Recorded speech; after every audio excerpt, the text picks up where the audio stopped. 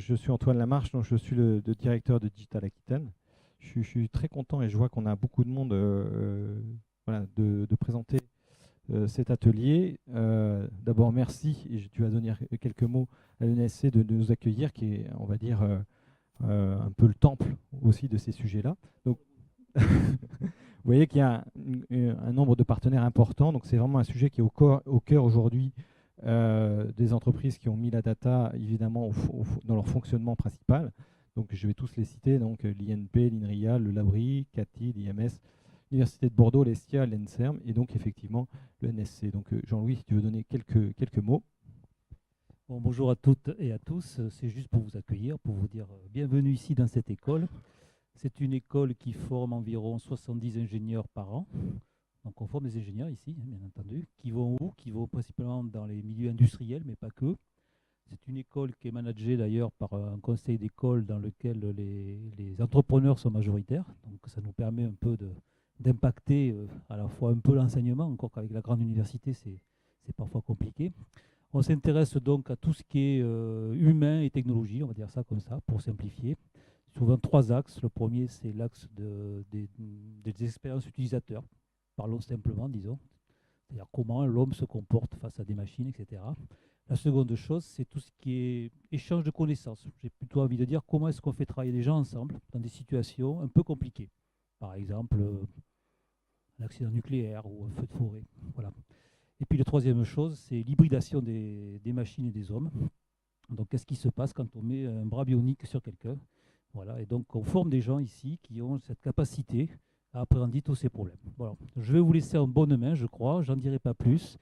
S'il y a des entrepreneurs parmi vous, soyez sympas, versez-nous la taxe professionnelle, on en a besoin. Et s'il y en a qui ont des vocations d'enseignement, welcome ici, on est en train de créer des postes d'enseignants associés, donc ne vous gênez pas. Si vous avez des velléités de venir faire de l'enseignement à des jeunes et de porter la bonne parole, vous serez les bienvenus, U, E et S. Voilà. Et je vous embrasse tous. Bon après-midi à vous. Merci.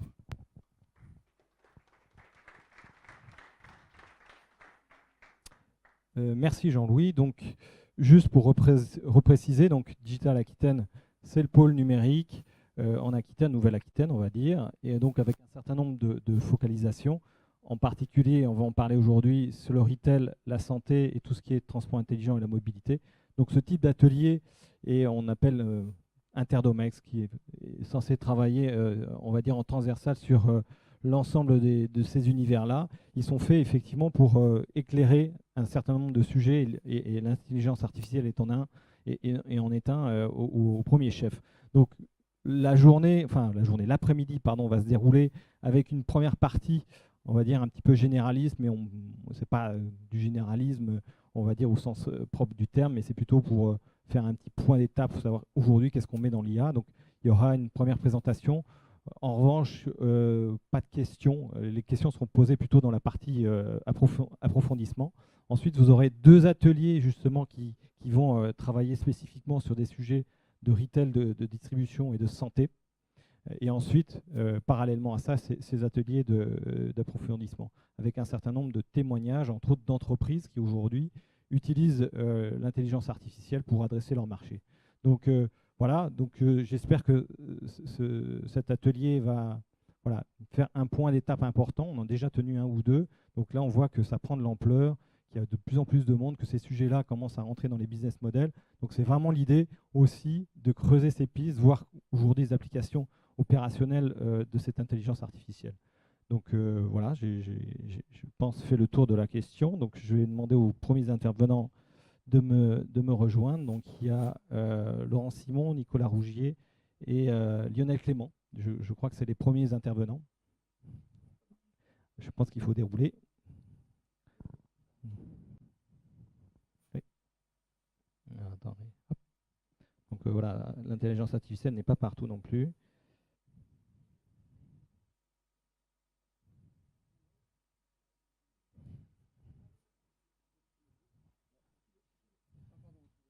Vas-y, vas-y.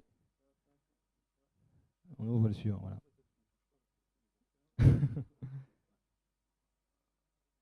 Voilà.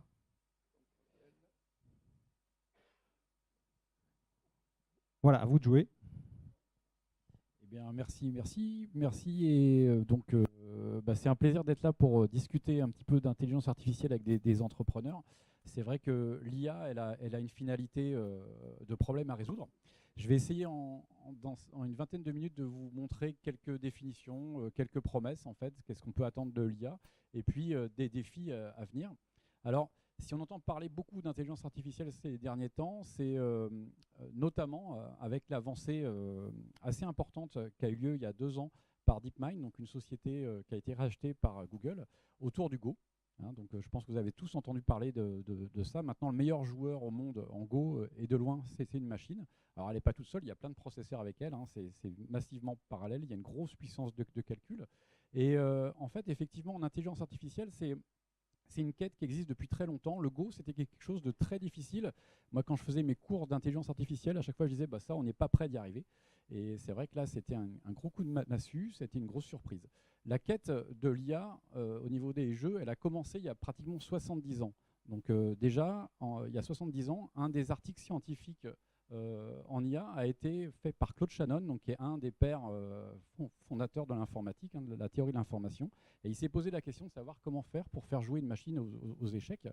Et si on regarde, c'est ça qui est assez intéressant, si on regarde en fait son abstract de son article, je vais vous le lire plus ou moins, il dit, voilà, c'est intéressant de faire jouer une machine aux échecs, parce que si on y arrive, eh bien, on devrait arriver à lui faire plein de choses beaucoup plus intéressantes, comme par exemple traduire en fait un langage dans un autre langage. Ou alors on arrivera même à lui faire composer une mélodie ou à faire de la déduction logique. Donc on voit l'idée qu'il y a derrière en IA, c'est d'essayer de développer des algorithmes sur des jeux dans l'espoir que ces technos soient utilisés plus tard dans d'autres choses plus compliquées. En fait, ça, c'est pas le cas. C'est-à-dire que les techniques qui ont été utilisées là-dedans, c'est ce qui a mené à Deep Blue, ou à Deeper Blue, donc dans les années 90, vers la fin des années 90, et qui a fait que le meilleur joueur d'échecs, donc Kasparov, s'est fait battre par une machine. Ça a fait les gros titres. Et si on regarde les gros titres de l'époque, les gens disaient, voilà, le monde ne sera plus jamais le même. Maintenant, l'intelligence, elle est du côté des machines. Et c'est vrai que quand vous regardez un film, si vous voulez montrer que le méchant, il est très intelligent, vous lui faites gagner une partie des échecs contre le gentil, et là, tout le monde dit, on est foutu. Le plus intelligent, c'est le méchant. Alors, tout ça, avec notamment DeepMind et les gros progrès qui ont eu lieu donc, en machine learning, on y reviendra un petit peu plus tard, ça a défrayé la chronique, les gros titres, et même Stephen Hawking s'est posé la question de savoir s'il n'y avait pas un danger au niveau de l'humanité, de ces progrès très récents. Et il y a une lettre ouverte avec tout un tas de chercheurs qui ont dit attention, il faut faire les choses très précautionneusement, on ne sait pas trop où on va. Alors c'est un petit peu prématuré, c'est un peu comme se poser la question de la surpopulation de Mars aujourd'hui, on n'en est pas là, on aimerait bien déjà y aller, et c'est un peu le même cas, c'est-à-dire que là effectivement peut-être que dans 1000 ans, il y aura, ou 100 ans, ou 150 ans, je ne sais pas, il y aura un problème, mais on en est extrêmement loin.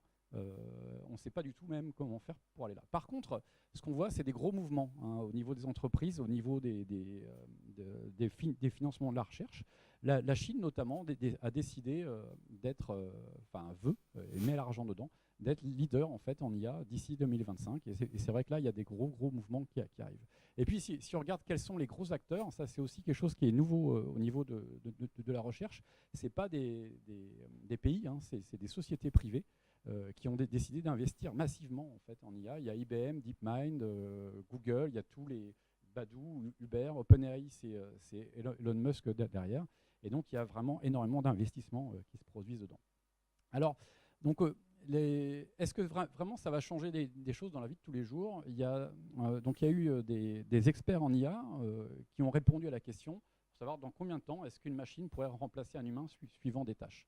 Et ce qu'on s'aperçoit, donc, alors là, je vais vous le lire dans ça. Donc, par exemple, une machine pour jouer au jeu Angry Birds, ce que les experts estiment, c'est qu'elle mettra, c'est d'ici 1 an ou 8 ans, pour qu'une machine joue à Angry Birds toute seule. Et puis il y a toute une série de tâches comme ça. Par exemple, d'ici 12 ans, ici c'est la médiane, on considère qu'une machine sera capable de composer une musique qui sera dans le top 40. Voilà.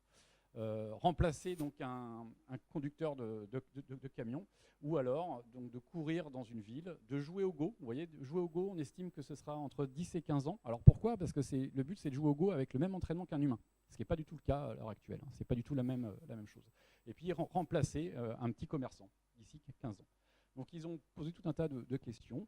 Et notamment, vous voyez, nous, en IA, on est tranquille parce qu'on estime que ce sera un des derniers métiers qui subsistera. Donc on dit, nous, pour nous remplacer, il faudra 80 ans. D'accord ? On sera toujours là. Et après, une automatisation totale en fait, du travail, c'est une médiane autour de 225 ans. Alors une médiane autour de 225 ans, ça veut dire qu'on n'en sait absolument rien. D'accord ? C'est ça la réponse à ça, c'est qu'on n'en a aucune idée de si un jour même ce sera atteint. D'accord ?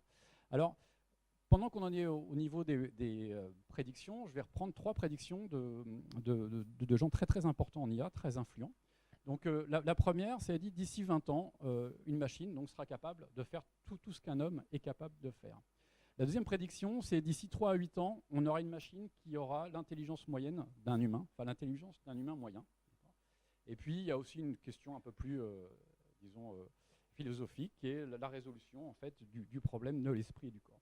Ce qui est intéressant dans ces prédictions, qui sont très contemporaines, c'est qu'en fait, c'est des très vieilles prédictions qui datent des années 60.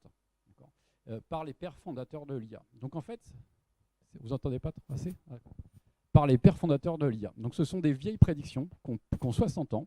Et ce n'est pas la première fois en IA en fait, qu'on vous promet tout un tas de choses. Et en fait, on a dans le cycle de l'évolution de l'IA, il y a ce qu'on appelle des hivers. Et là, on a déjà vécu 2 hivers.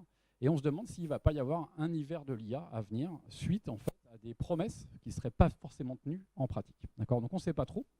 Ce qui est sûr, c'est qu'en tout cas, la révolution qui a lieu à l'heure actuelle, elle est importante et elle va irradier dans tout un tas de domaines de la société. Alors, on va essayer de définir ce que c'est que l'intelligence artificielle. Pour ça, on va essayer de définir ce que c'est que l'intelligence. Et la question que je pose toujours à mes étudiants, c'est toujours le même gag, c'est un gag, vous allez voir pourquoi. Mais quelle est la chose la plus intelligente que vous ayez faite ? Est-ce que quelqu'un a un truc intelligent qu'il a fait, qu'il veut partager ? Oui ? Non ? D'accord ? Le truc intelligent, c'est de me faire voir que je ne parle pas assez fort avec le micro. Okay. Donc, est-ce que quelqu'un a un truc intelligent à partager ? Alors, vous êtes censé quand même avoir une certaine intelligence, donc on va... Bah, c'est pas facile, en fait. Hein. D'accord ? Non, n'importe, quelque chose ? Pas forcément. Ouais.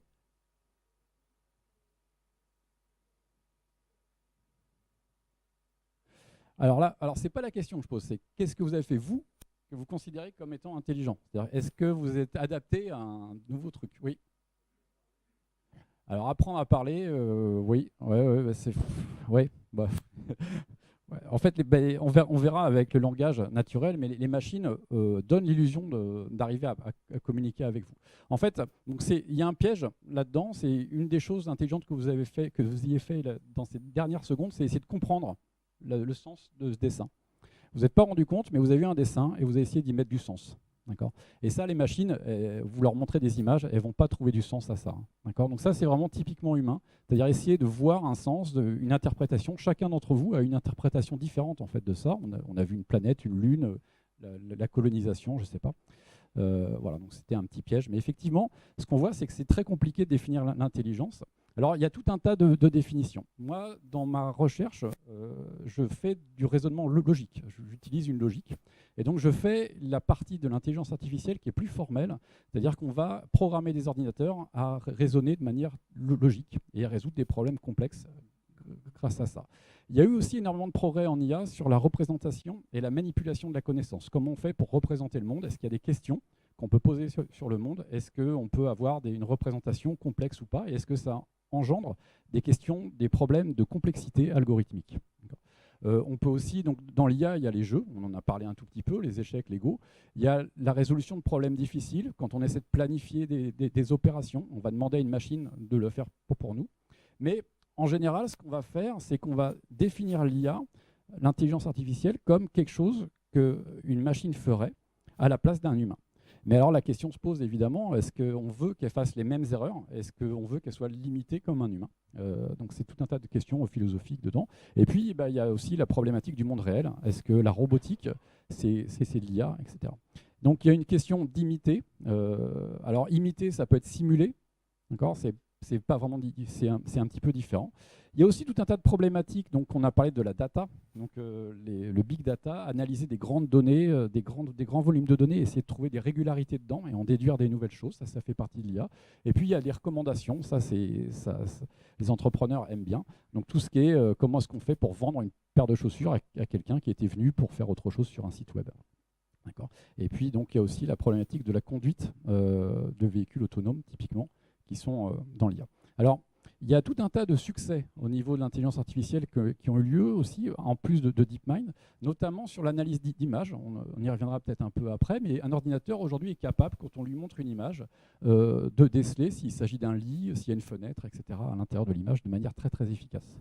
Elle peut même le faire en temps réel. Ça, c'est des captures d'écran de véhicules autonomes qui analysent un paysage et qui arrivent à voir en temps réel la route, le trottoir, les immeubles, etc. De manière un petit peu plus étonnante, on est capable d'appliquer le style d'un peintre sur une image. C'est-à-dire que vous prenez une photo et vous demandez à une machine d'appliquer le style de la peinture ici sur la photo, et donc la machine est capable de vous faire une image comme ça. Donc ce qui est étonnant, nous, au niveau humain, c'est qu'on a l'impression qu'elle comprend quelque chose. C'est-à-dire qu'un humain qui ferait ça aurait compris le style. Elle est capable aussi, là on ne voit pas très bien parce que c'est tout petit, mais elle est capable de générer des images qui ressemblent à des bateaux ou qui ressemblent à des chevaux. Donc elle peut simuler une image, elle peut inventer une image qui ressemble à une image dans laquelle il y a un cheval. Elle peut même combler des trous, c'est-à-dire voilà l'image originale, on donne à la machine une image dans laquelle on a retiré des informations de l'image et elle est capable d'imaginer en fait le nez qui irait à la personne là.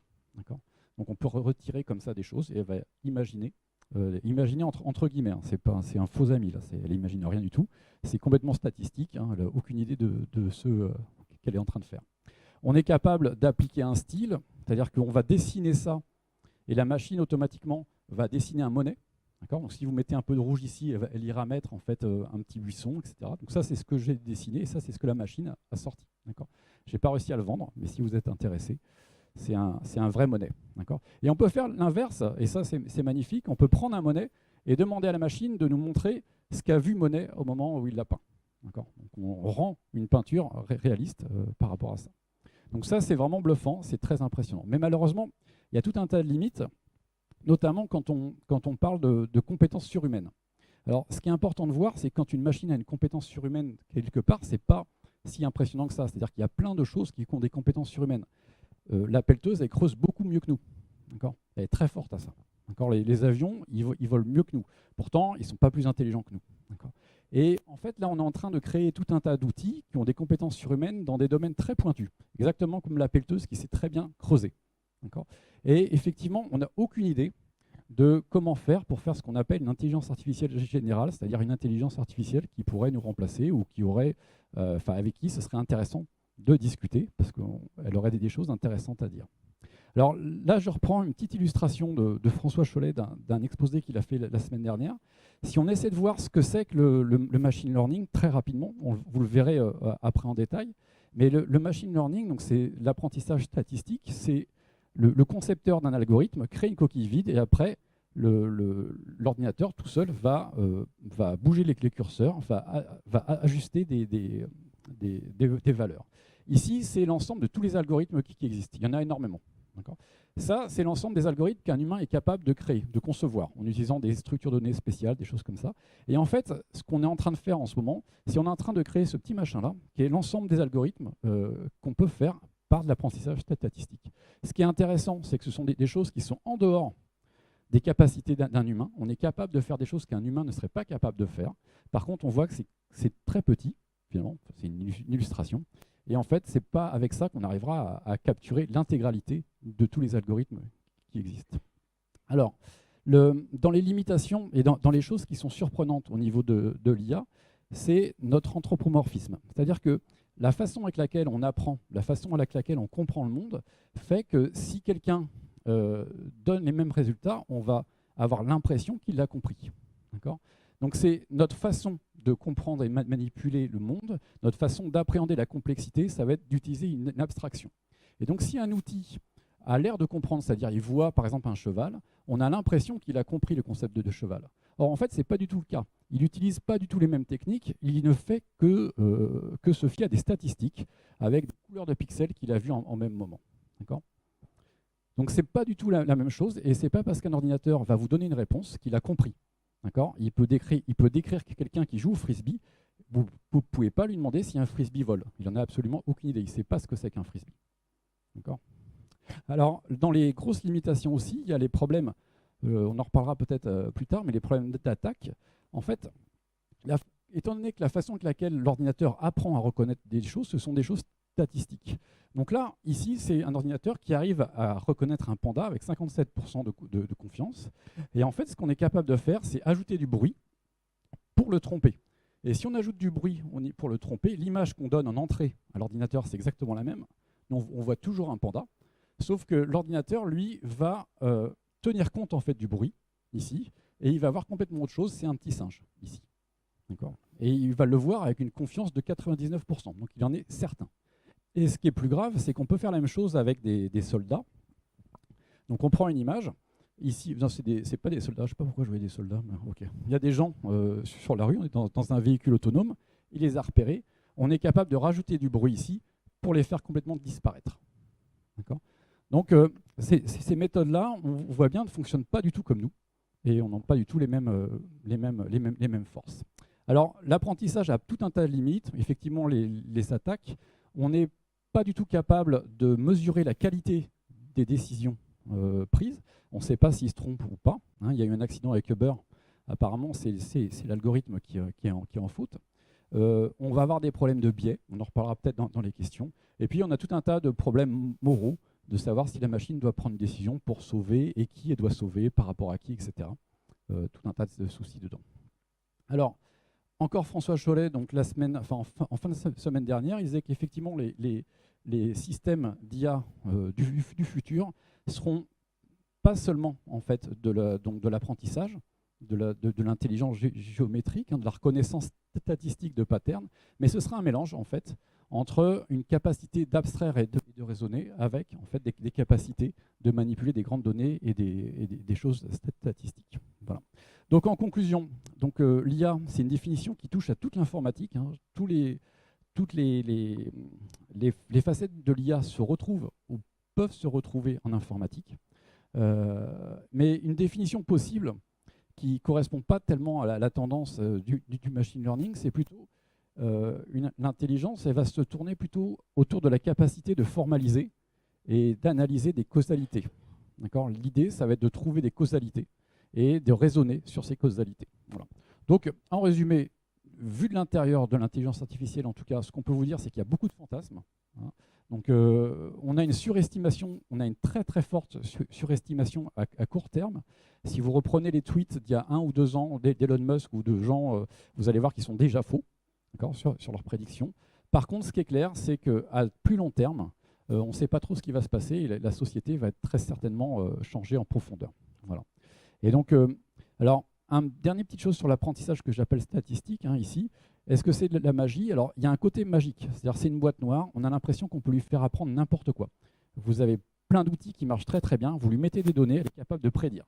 Par contre, on ne sait pas du tout ce qu'elle comprend. On n'a aucune garantie sur la sortie et ça pose tout un tas de problématiques derrière. Voilà, j'ai fini pour là. Voilà, on fera les questions dans les ateliers, je crois. Ok. C'est...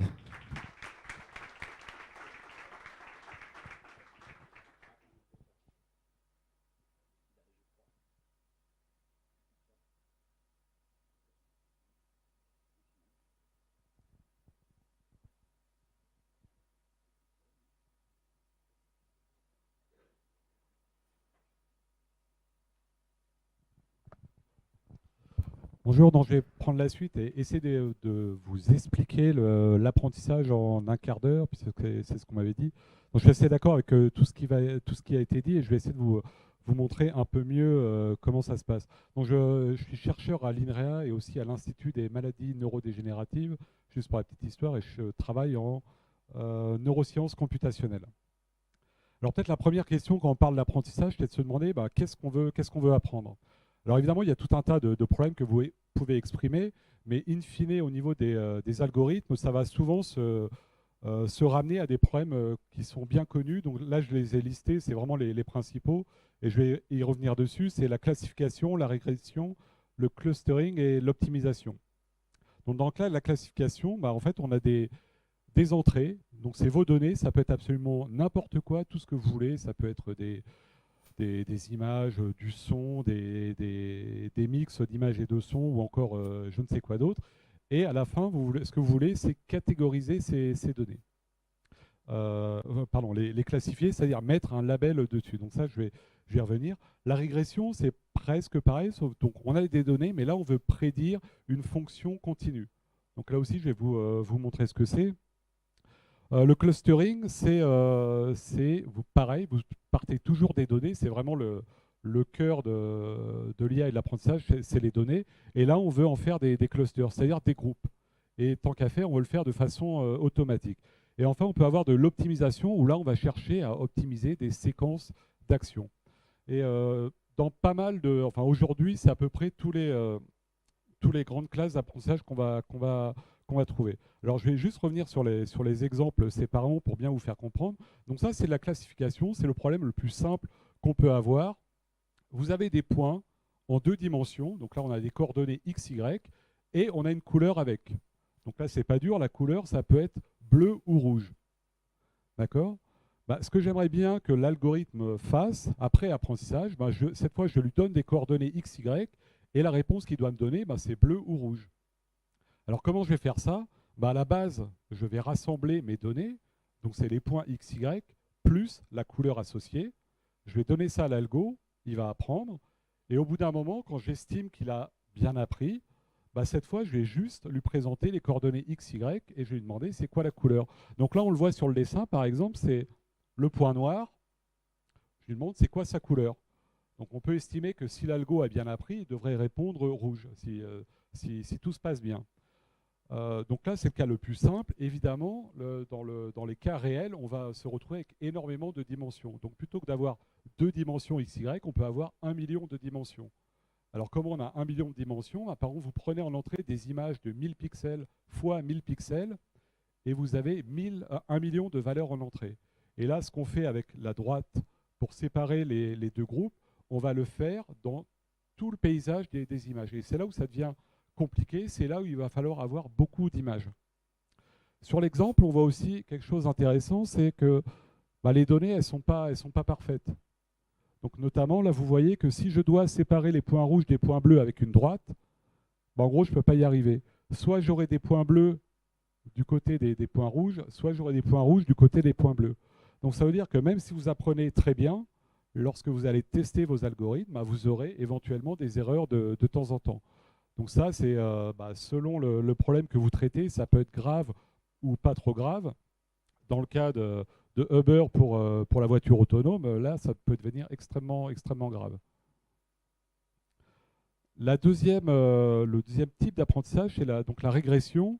Donc là, le problème est relativement simple aussi en 2 dimensions. Je vais donner des points x, et là, je donne les x sur cet axe, et je veux récupérer la valeur y.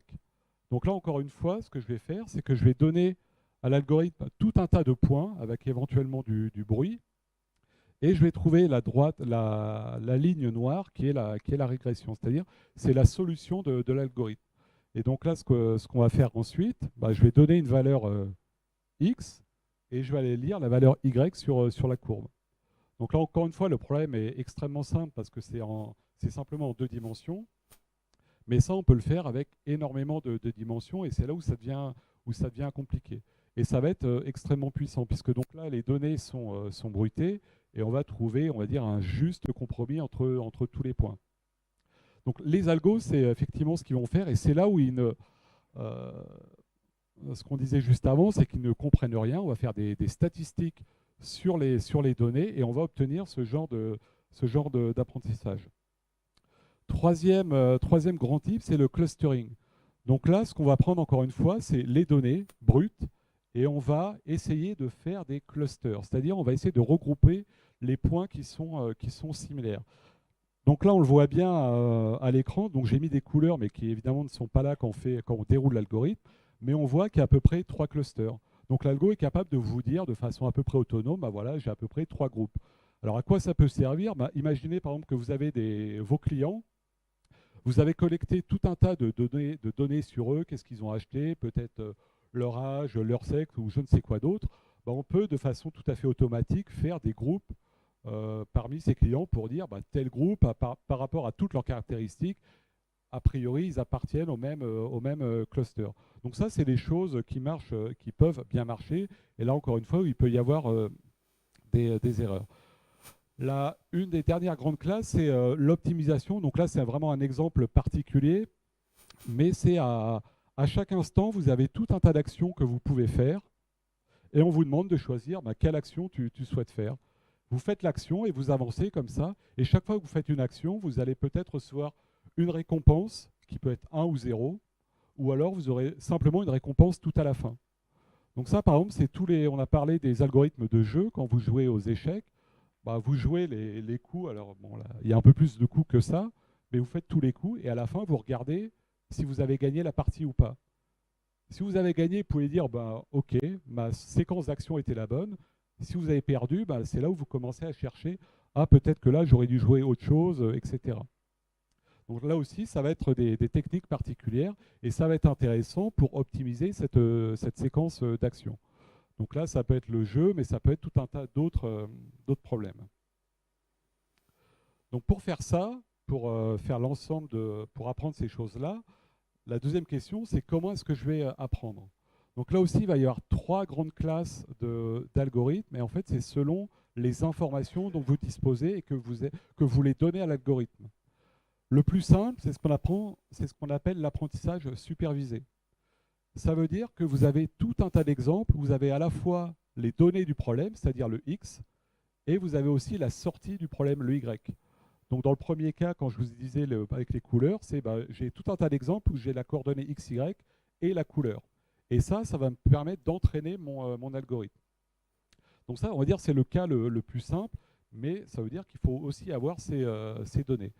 Il y a aussi l'apprentissage par renforcement. Donc là, le problème est un peu plus compliqué parce qu'on va avoir des données, ces fameux X, mais cette fois, on n'a pas directement la bonne réponse. Tout ce qu'on est capable de dire, c'est en gros 0 ou 1.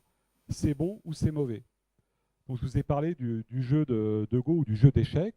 Bah, ce qu'on peut faire à l'algorithme, c'est lui dire, OK, tu joues une partie, et à la fin, je te dis si c'est bon ou si c'est mauvais. Alors comment je lui dis si c'est bon? Bah, si tu as gagné la partie, tu auras un 1. Si tu as perdu la partie, tu auras 0. Donc, et ça va permettre d'entraîner l'algorithme. Ça, c'est aussi des algorithmes, par exemple, que vous retrouvez pour filtrer le spam dans vos emails. Quand vous indiquez au mailer que c'est un spam, en fait, vous donnez un signal à l'algo qui est derrière pour apprendre à classifier automatiquement les spams. Donc, on a besoin de très peu d'infos. La dernière classe, c'est la plus intéressante, mais la plus compliquée, c'est l'apprentissage non supervisé. C'est-à-dire que cette fois, on ne dit absolument rien à l'algo. Tout ce qu'on va lui faire, c'est lui présenter les données. Donc on a vu un premier exemple, c'était pour le clustering. Bah, je vais juste présenter plein de données et je vais lui demander en gros d'essayer de faire des clusters avec ces données. Alors je fais une aparté quand même on l'a déjà dit, mais pour faire la différence entre l'apprentissage machine et l'apprentissage humain, pour réinsister sur le fait que c'est vraiment extrêmement différent. Donc par rapport à toutes ces techniques d'apprentissage dont je viens de vous parler, non supervisées par renforcement et non supervisées, alors on les retrouve un petit peu au niveau du cerveau, mais surtout voilà, le type d'apprentissage qu'on peut trouver au niveau du cerveau et auquel les chercheurs s'intéressent, c'est le fait de pouvoir faire de l'apprentissage explicite et implicite, c'est-à-dire explicite, je décide d'apprendre une donnée et je décide de ne pas apprendre une donnée, ce qui peut être intéressant. L'apprentissage lifelong, ça veut dire le fait de pouvoir apprendre en continu. Donc plutôt que d'avoir un algorithme où je vais le faire apprendre et ensuite je le mets en production et il est figé, non, en fait, j'aimerais bien aussi avoir des algorithmes qui soient capables de continuer à apprendre alors qu'ils sont déjà en production. L'apprentissage par imitation, ça c'est de voir quelqu'un résoudre un problème, de comprendre cette résolution et de pouvoir m'en servir pour appliquer les mêmes techniques. Donc ça, c'est des choses qu'on retrouve dans une grande partie du règne animal, et aujourd'hui, c'est quelque chose de très difficile. One-shot learning, donc ça, c'est être capable d'apprendre en une seule fois. Donc plutôt que de rassembler des millions et des millions de données, je vais montrer un exemple, et l'algo devrait être capable d'apprendre tout ça. Donc voilà, on a tous ces problèmes en gros à résoudre avant de prétendre à la comparaison entre l'humain et la machine. L'autre donnée importante de l'apprentissage, c'est en gros le pipeline entre les données, le modèle et le déploiement. Alors bon, j'ai mis un peu les chiffres à la louche basés sur ma propre expérience, mais vraiment ce qu'il y a au cœur, c'est la donnée. Et il faut à la fois acquérir les données, ça c'est déjà assez chronophage, mais il faut aussi les préparer. C'est-à-dire on ne met pas les données brutes comme ça, il y a tout un tas de traitements à faire dessus, et ça peut être extrêmement chronophage. Donc on peut évidemment l'analyser pour voir s'il y a des choses qui sont non pertinentes.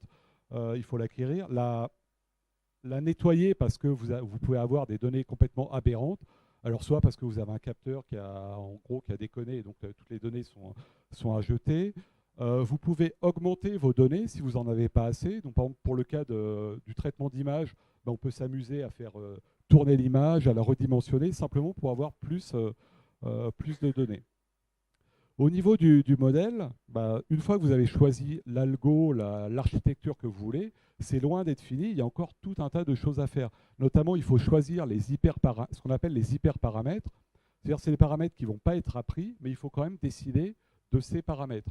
Alors pour un réseau de neurones, ça peut être par exemple le nombre de neurones qu'il faut mettre dans le modèle. Donc ça, on a des recettes de cuisine, mais pour faire bien, il faut quand même tester toutes les choses. Et ensuite, on peut faire du pré-training, c'est-à-dire qu'on va commencer à préparer un peu les données, ou alors se servir de l'entraînement d'un réseau qui existe et qui a été entraîné avec un autre corpus. Et ça peut permettre d'accélérer les choses. Et derrière, il y a beaucoup de tweeting et testing. En gros, il faut y aller avec le tournevis et régler tout un nombre de paramètres. Et ça aussi, ça va être assez chronophage. Dernière étape, c'est le déploiement de cet algo. Donc une fois qu'on a appris, qu'on est satisfait, le programme qui va en sortir va être beaucoup plus léger parce qu'en fait, on va figer l'apprentissage. Et donc là, une fois qu'on a tous les paramètres pertinents, on peut réécrire l'algo pour essayer cette fois de le déployer. Alors par exemple, ça peut être sur un smartphone, sur une plateforme web. En gros, on n'a plus besoin d'autant de puissance de calcul. Mais ce qu'il faut vraiment retenir, c'est que la donnée est au cœur, et ça, c'est vraiment quelque chose de chronophage. Alors parmi les écueils qu'on va trouver, on va les trouver à ces trois niveaux. Alors par exemple, au niveau des données, évidemment, ça peut être trop petit. Donc ça, c'est standard, vous n'avez pas assez de données, donc il ne faut pas espérer de miracle. Ça peut être unbalanced, c'est-à-dire que votre corpus est complètement biaisé d'un côté ou de l'autre. Donc je me rappelle avoir eu le cas où c'est le BRGM qui cherchait des mines d'or. Donc ils avaient fait 10 000 enregistrements sur des sites, mais les mines d'or c'est rare. Donc sur ces 10 000 enregistrements, vous avez 3 mines d'or. Et la question, c'est vous demandez à un algo de prédire, voilà, toutes les données, est-ce que tu peux me dire s'il y a une mine d'or ou oui? Une façon simple d'avoir des très bonnes performances, c'est de dire non, il n'y a pas de mine d'or tout le temps.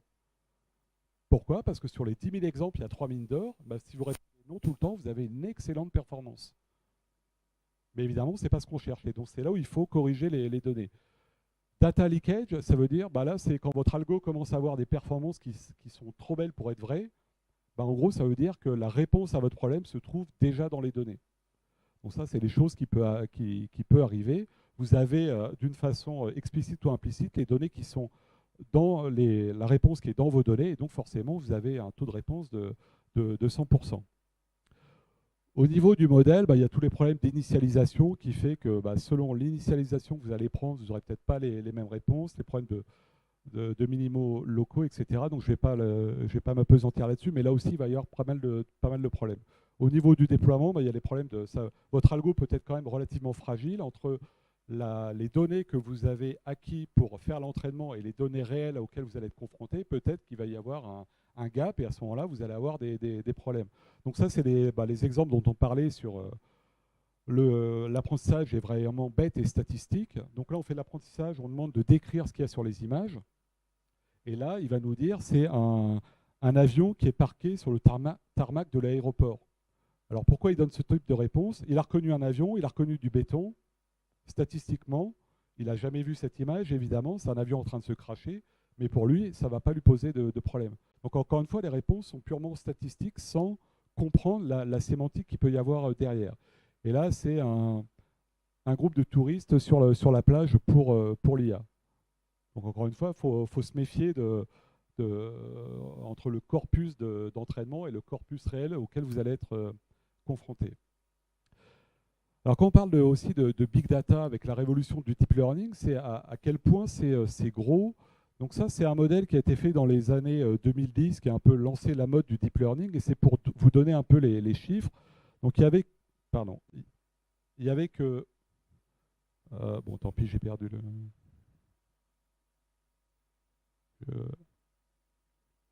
Ouais. Non, bon, sinon on peut le laisser... Ah, merci.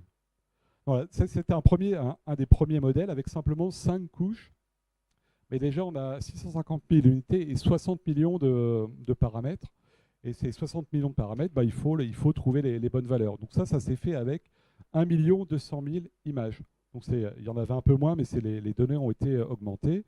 Et il y avait 1000 classes en sortie. Donc là, c'était un problème de classification. On montre une image et on demande qu'est-ce qu'il y a sur l'image. Et la réponse était une parmi 1000. Mais pour vous donner une idée de l'ordre de grandeur, c'est ce qui se faisait il y a 8 ans.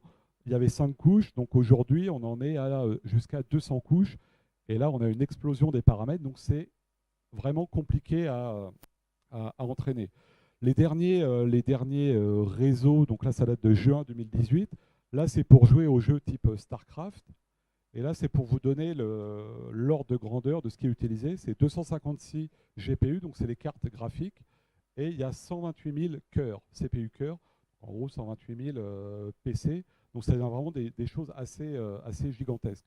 Donc, si vous voulez faire ce genre d'apprentissage, vous pouvez avoir l'idée, mais il faut aussi derrière avoir et les données et la puissance de calcul et le temps pour faire tourner les simulations. Et une question aussi qui revient souvent, c'est est-ce que je dois faire du deep learning?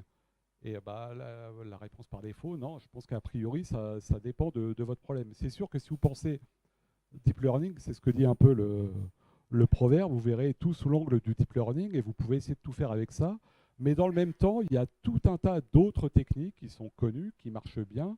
Donc là, je fais de la pub pour, par exemple, scikit-learn, qui est un framework Python pour le machine learning, qui est extrêmement bien conçu, qui a tout un tas d'algos classiques et qui marche très bien et qui est scalable, c'est-à-dire qu'on peut faire des choses en production avec ce genre de framework. Voilà, je vais m'arrêter là. Donc les challenges, en tout cas au niveau de l'apprentissage pour les années à venir, ce que pas mal de chercheurs aimeraient bien faire, c'est apprendre avec peu d'exemples. Parce que les jeux de données où on a 1 million, voire 10 millions, voire 100 millions d'exemples, il n'y en a pas tant que ça. Et c'est souvent les groupes privés qui peuvent les avoir. Et donc, il y a un gros intérêt pour essayer de faire de l'apprentissage simplement avec un petit nombre d'exemples. Je ne vais pas tous les citer, mais il y en a un autre où il y a beaucoup de recherches, c'est le transfer learning. C'est-à-dire qu'on aimerait bien que l'apprentissage qui est réalisé dans le cadre d'une application ou d'un problème donné puisse être transféré dans une autre. Donc ça reste un défi et on en est vraiment au balbutiement. Aujourd'hui aussi, les chercheurs se dirigent de plus en plus vers l'apprentissage non supervisé et l'apprentissage par renforcement. Alors renforcement parce qu'on a juste besoin d'un signal 0,1 pour faire apprendre, donc c'est quand même beaucoup plus simple à générer en termes de données. Et non supervisé, c'est l'idéal, c'est-à-dire on balance les données et ça va être magique, il va en sortir des choses. Alors bon, évidemment, c'est pas aussi simple que ça, mais en tout cas, c'est un peu l'idée. Donc voilà, il y a beaucoup d'opportunités parce qu'il y a beaucoup de monde en ce moment et donc ça bouge beaucoup. Donc aujourd'hui, les données se trouvent, enfin les dernières avancées, vous les trouvez sur Archive, qui est un serveur de préprint, et vous avez les derniers résultats de Facebook, DeepMind et consorts. Merci.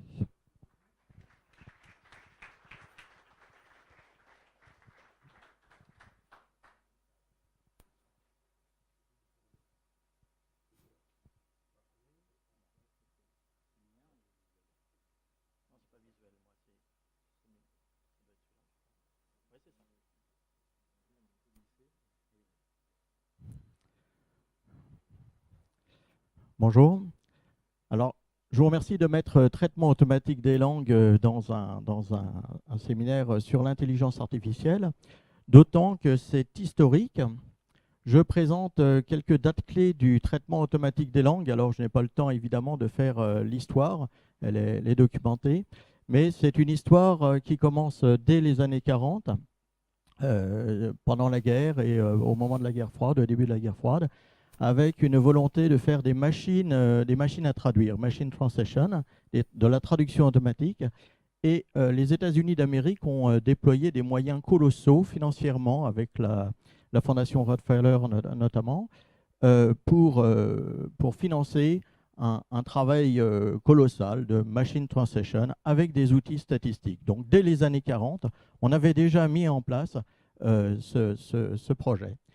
Je mets cette année 1966 parce que là, il y a eu un rapport extrêmement important dans cette histoire, l'ALPAC, le Automatic Language Processing Advisory Committee, qui a écrit un rapport délétère qui a eu comme conséquence d'arrêter tous les financements en 66 en disant on n'arrivera pas à faire de la traduction automatique avec les moyens, les outils qu'on se donne, quels qu'en soient les moyens financiers. Et ça a donné une première extension importante avec certainement la naissance de NLP, Natural Language Processing, ou traitement automatique des langues. Et je mets encore quelques éléments clés des dates. 90 avec l'extension, enfin l'arrivée du web et d'Internet et l'arrivée de documents en très gros volume, avec la volonté de faire de l'extraction d'informations, c'est-à-dire à partir de textes volumineux, extraire des données, et de la recherche d'informations, ce que fait Google encore aujourd'hui. En 2000, on a vu apparaître des données extrêmement volumineuses et on a commencé à faire des travaux avec du big data en NLP. Et trois disciplines se sont distinguées et on en parle aujourd'hui. La compréhension du langage naturel, Natural Language Understanding, la génération automatique de texte, Natural Language Generation, et les agents conversationnels ou agents virtuels, ou etc., les chatbots. Et les exemples d'applications sont en très très grand nombre. J'en ai listé quelques-unes ici pour donner l'idée de l'activité. Alors je vais me concentrer sur ces trois aspects, la compréhension du langage naturel, la génération automatique de texte et enfin les chatbots, pour voir un petit peu qu'est-ce qui est, du point de vue de l'état de l'art, qu'est-ce qu'on peut faire, et le rapport avec l'intelligence artificielle. Alors tout d'abord, compréhension automatique de texte. Alors j'ai tiré un exemple qui est un exemple réel du livre dirigé par Catherine Fuchs en 1993, Traitement automatique des langues. Voici un exemple qui est un constat d'assurance qui a été rédigé par quelqu'un qui a eu un accident. Ça a dû être écrit sur le capot d'une voiture bien endommagée. Il y a deux phrases extrêmement banales. Et l'idée, c'est de faire un système automatique de traitement de constat d'assurance. Ça a été une commande passée par un assureur qui reçoit ces constats par milliers, dizaines de milliers, qui doit faire un pré-traitement pour objectiviser certainement le travail de l'assureur, etc. Je roulais sur la partie droite de la chaussée quand un véhicule arrivant en face dans le virage a été complètement déporté. Serrant à droite au maximum, je n'ai pas pu éviter la voiture qui arrivait à grande vitesse. Deux phrases extrêmement banales, il n'y a rien à dire du point de vue de ces éléments. Et pourtant, le système automatique doit pouvoir répondre à ces questions. Combien y a-t-il de voitures? S'il y a deux voitures, est-ce qu'elles roulaient dans le même sens, etc. Alors, je ne vais pas détailler toutes ces questions, mais c'est assez difficile de répondre à ces questions pour un système automatique. Par exemple, combien y a-t-il de voitures? Si on se borne à regarder le texte, on voit que la notion de voiture est évoquée deux fois. Il y a un véhicule et la voiture. Or, il y a des éléments linguistiques. Il y en a un qui est un hyponyme de l'autre, l'un qui est indéterminé, l'autre qui est déterminé. Ils sont dans des positions syntaxiques propres qui font qu'on peut dire que la voiture est une coréférence et une anaphore de un véhicule. Il s'agit d'une seule voiture, mais pour un système automatique, c'est extrêmement difficile de le déceler. Donc là, on a un phénomène linguistique très très fin qu'il faut aller chercher. Je roulais sur la partie droite de la chaussée. c'est le début de ce texte. Après, je n'ai pas pu éviter la voiture. Ce sont des éléments de texte qui nous permettent de déceler un deuxième véhicule ou un premier véhicule. Et c'est assez difficile parce que ce n'est pas je roulais, rouler soi-même, etc. C'est rouler sur une chaussée. Il y a une colocation entre chaussée et rouler, qui fait que quand on roule sur une chaussée, on est un véhicule et ça implique un deuxième véhicule. Ça, c'est assez difficile pour un système. Et remarquez qu'un système automatique extrêmement naïf, qui consisterait à enlever tous les mots qui ne servent à rien, c'est-à-dire on appelle ça les stop words par exemple, à banaliser les autres mots et essayer de traiter ce texte aussi naïvement et pouvoir répondre à ces questions, combien y a-t-il de voitures, est-ce qu'elles roulaient dans le même sens, etc. On n'y parvient pas. Pour réussir à répondre à ces questions, il faut faire de l'analyse syntaxique, de l'analyse sémantique, etc. Prenons la génération automatique de texte. Là, je me place dans une fiction. Voilà une première lettre de relance de facture impayée, envoyée par exemple par un fournisseur à l'ensemble de ses clients en dette.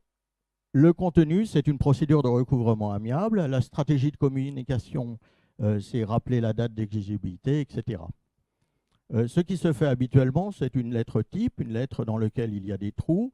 Ces trous sont remplacés par des éléments qui viennent d'une base de données. C'est fait par des systèmes de traitement de texte habituels. Mais on s'aperçoit que ce genre de courrier n'aboutira pas, ira dans le tiroir des factures à recouvrer. Et si on veut avoir une stratégie plus efficace, il faut certainement présenter le contexte, l'historique, présenter le risque pour l'occurrence en particulier d'un recouvrement contentieux, etc. Alors ça demande de mettre en place une stratégie bien plus difficile que simplement des lettres à trous. Et comment ça se fait habituellement? Ça se fait de la manière suivante. On discerne deux parties. Quoi dire, où on ne parle absolument pas du texte, on ne s'intéresse pas au texte pour l'instant, mais ce qui est à dire, c'est-à-dire le sens de ce qu'il y a dans la lettre. Et de façon très importante, l'élaboration d'une stratégie de communication. C'est-à-dire que ce qui est important, ce n'est pas tant ce qui est dit dans cette lettre que l'effet que cette lettre va avoir. Et donc, ce sont des éléments de discours qu'il va falloir mettre en place. Et ensuite, comment le dire? Alors, il faut le choix d'une structure de discours. Par exemple, est-ce qu'on fait deux phrases pour une causative? Est-ce que c'est la même phrase avec un connecteur causatif, etc. Le choix des lexis, c'est-à-dire le choix des mots, mais aussi des locutions, des collocutions, etc.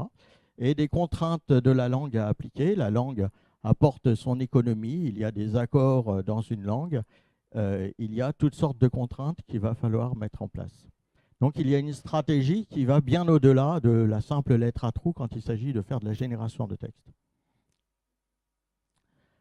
Une deuxième fiction, la première n'en était pas une, ici j'ai un dialogue homme-machine d'un chatbot. Alors on imagine assez bien un système comme Siri ou quelque chose comme ça, un chatbot embarqué dans un téléphone portable qui pourrait servir à quelqu'un qui est un Bordelais, qui se trouve à Poitiers avec sa voiture en panne, et un dialogue entre l'homme et la machine. Alors je l'ai inventé, mais on imagine assez bien au début Siri, par exemple, répondre de cette manière-là, la machine répond de cette manière-là. Je cherche un garage près d'ici, il y répond, voulez-vous que j'appelle ce lieu, etc. C'est tout à fait classique. Il y a des choses assez essentielles dans ce texte. C'est à chaque fois que l'homme parle, il dit des choses, il va apporter un ensemble d'informations. Il dit « je cherche un garage près d'ici ». Ça peut supposer tout un ensemble de choses qui ne sont absolument pas évoquées dans le texte. Quand on cherche un garage, c'est peut-être parce que la voiture est immobilisée. Ce n'est absolument pas dit. Plus loin, il dit « il est trop tard pour partir ce soir ». Il se trouve à Poitiers, il est immobilisé à Poitiers. Il faut bien des connaissances pour savoir que quand on est à Poitiers et qu'on est immobilisé, eh bien, on va y rester la nuit. Et puis, si on a une réunion le lendemain matin, il va falloir prendre un train le lendemain matin. Donc, il y a énormément de choses qui doivent se mettre en place au niveau d'un chatbot, d'un système conversationnel. pas seulement du point de vue de ce que dit la personne, mais ce qu'elle entend dire quand elle parle. Donc il y a une intention de communiquer au-delà du sens de ce qu'elle dit.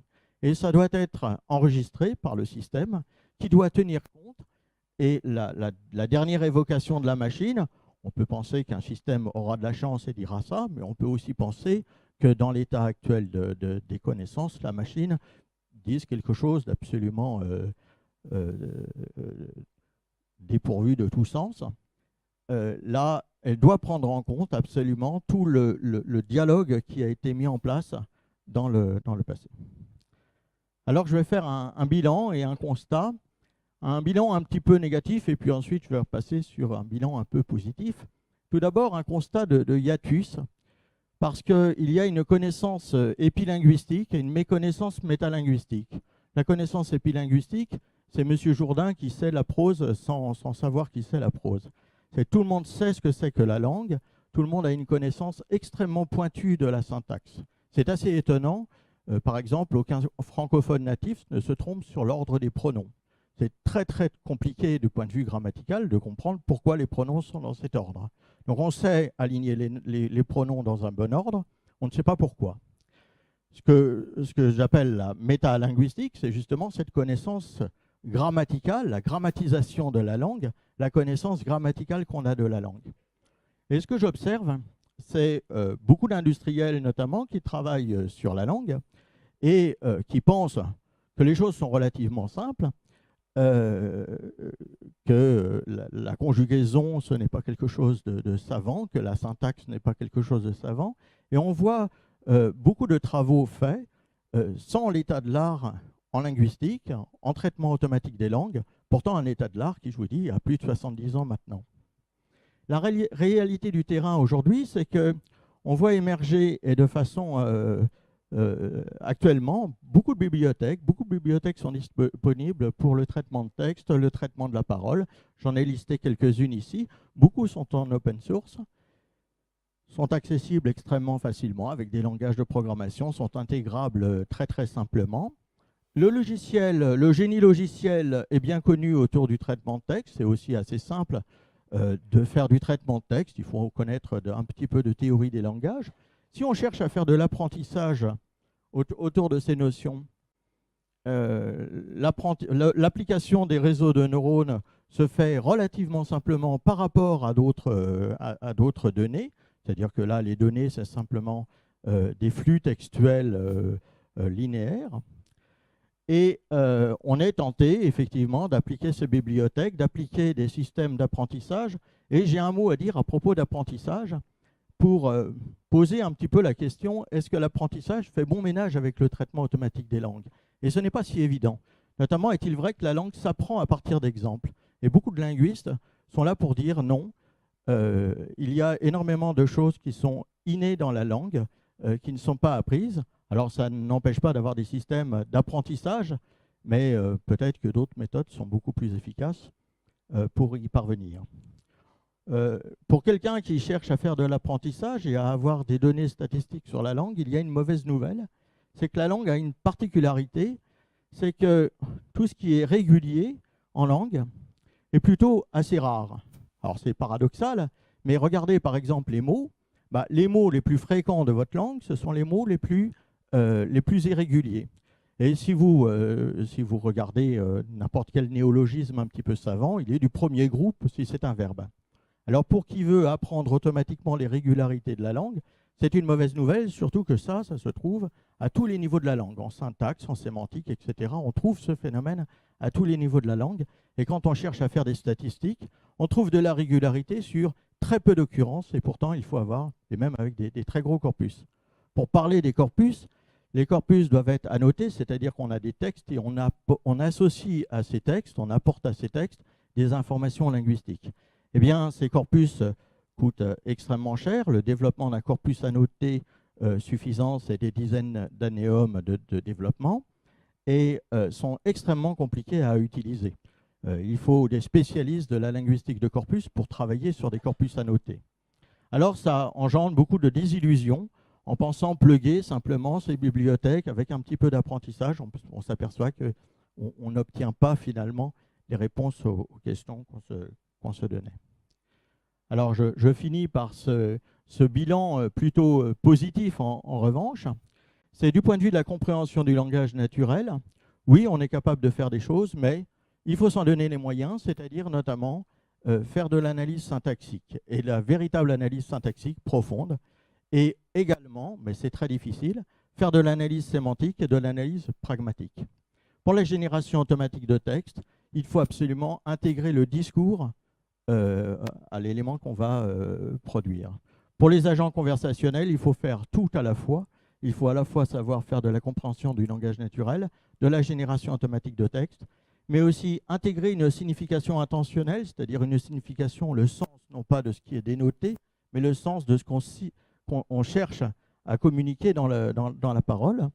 Et enfin, la pragmatique, c'est-à-dire ce qui est engendré par les connaissances de notre univers, ce que l'on peut induire des connaissances à partir de notre connaissance de notre monde. Merci beaucoup.